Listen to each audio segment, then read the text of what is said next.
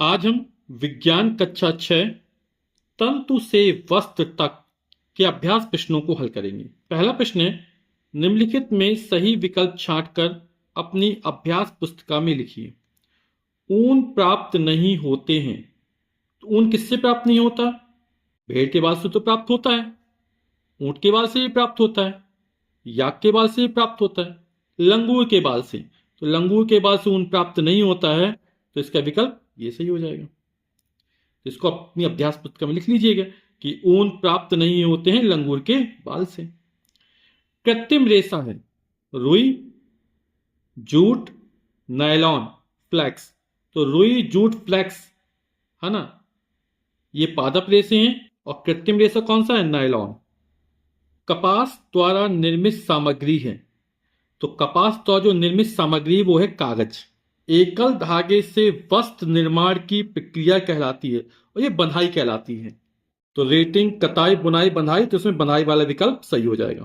प्रश्न क्या 2 है, निम्नलिखित कथनों में सही कथन के आगे सही तथा गलत के आगे क्रॉस का चिन्ह लगाइए। धागों की बुनाई और बंधाई से वस्त्र बनाए जाते हैं, ये बिल्कुल सही कथन है।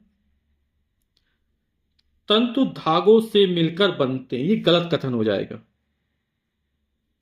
जूट प्राप्त करने के लिए पटसन की फसल को पुष्पन अवस्था में काटते हैं, ये बिल्कुल सही कथन है। रेशम कीट के कोकून से रेशम का धागा प्राप्त किया जाता है, ये बिल्कुल सही कथन है। कपास की खेती के लिए बलुई मिट्टी उपयुक्त होती है, गलत कथन हो जाएगा। प्रश्न का 3 है, रिक्त स्थानों की पूर्ति कीजिए। पादप रेशे कौन कौन से हैं? तो अब कोई 2 लिखने तो लिख देते हैं, कपास और जूट। ये क्या हो जाए? पादप रेशे हो जाएंगे। जंतु रेशे हैं तो जंतु रेशा हो जाएगा ऊन और रेशम। कपास के बीज से प्राप्त किया जाता है, तो कपास के बीज से तेल प्राप्त किया जाता है। के तने से जूट के रेशे प्राप्त किए जाते हैं, तो ये हो जाएगा पटसन के तने से। प्रश्न का 4 है, निम्नलिखित के सही जोड़े बनाइए। स्तंभ का स्तंभ खा है ना। पानी में पटसन के तने को गलाना। तो पानी में पटसन के तने को गलाना क्या हो जाएगा? कताई, बुनाई, बंधाई, रेटिंग। तो इसमें हो जाएगा रेटिंग। फिर कपास गोलकों से कपास के बीज को निकालना, तो ये कहलाएगा कपास ओटना। 2 धागों की सहायता से वस्त्र बनाने की प्रक्रिया, और ये कहलाती बुनाई। तंतु से धागे को बनाना, और ये कहलाती कताई। एकल धागे से वस्त्र बनाने की प्रक्रिया, और ये कहलाती बंधाई। प्रश्न का 5 है, निम्नलिखित रेशों को पादप, जंतु तथा संश्लेषित रेशों में बांटिए। तो पादप रेशे कौन से हैं? जूट, रुई, फ्लैक्स, ये पादप रेशे हो जाएंगे। जंतु रेशे में आ जाएगा ऊन और रेशम, और संश्लेषित रेशे में आ जाएगा नायलॉन और पॉलिएस्टर। अगला प्रश्न है 6वां, रुई तथा जूट पादप के किन भागों से प्राप्त होते हैं? तो इसका उत्तर हो जाएगा रुई कपास पौधे के बीज यानी बिनौले से प्राप्त होता है, और जूट पटसन या सनई के तनों से प्राप्त होता है। प्रश्न के साथ है, पटसन के तने से जूट के रेशे को किस प्रकार पृथक किया जाता है?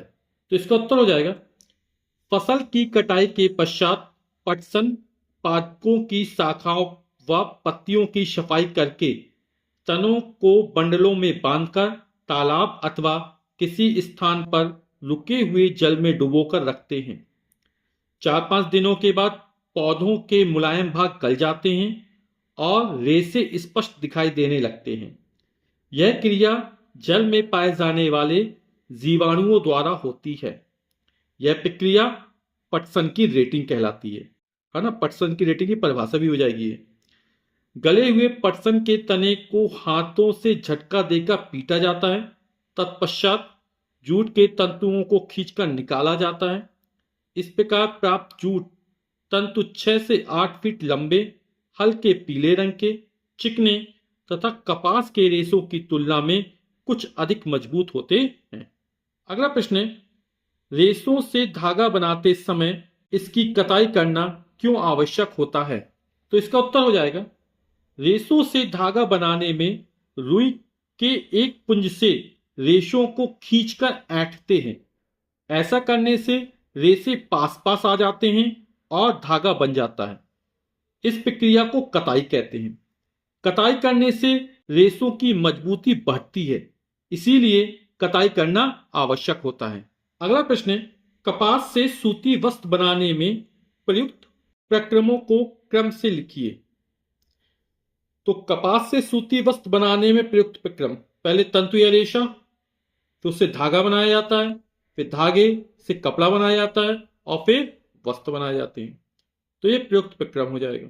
अभ्यास का अंतिम प्रश्न है, कपास तथा जूट के रेशों के दो दो उपयोग लिखिए। तो कपास के रेशों के उपयोग, पहला सूती कपड़े, चादर, पर्दे बनाने में, और दूसरा है विभिन्न प्रकार के कागज बनाने में। जूट के रेशे के उपयोग, पहला है रस्सी, डलिया, बोरा, टाट पट्टी, दरी आदि बनाने में, और दूसरा है सजावट की विभिन्न प्रकार की सामग्री बनाने में।